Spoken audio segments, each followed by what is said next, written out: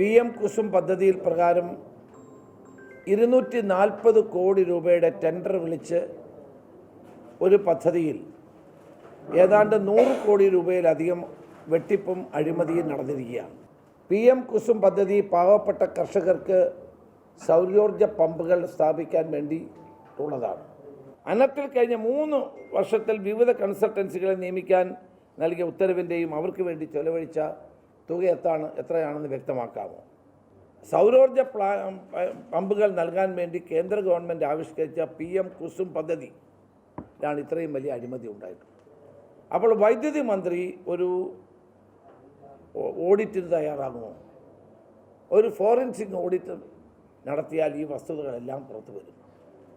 അപ്പോൾ ഇത്രയും വലിയൊരു അഴിമതി നടന്നിട്ട് ഒന്നും വൈദ്യുതി വകുപ്പ് സെക്രട്ടറി അന്വേഷിക്കുമെന്ന് പറഞ്ഞു. ഇപ്പോൾ പത്രത്തിൽ കാണുന്നത് ഈ അഴിമതിക്ക് നേതൃത്വം കൊടുക്കുന്ന ആൾ തന്നെ ഇത് അന്വേഷിക്കുമെന്ന് പറയുന്നു. ഏതായാലും ഇതേ സംബന്ധിച്ചുള്ള വിശദമായ അന്വേഷണം അനിവാര്യമാണ്. ഇതിനു വേണ്ടിയിട്ടുള്ള ശക്തമായ നീക്കങ്ങളുമായി ഞാൻ മുന്നോട്ട് പോകുന്നു.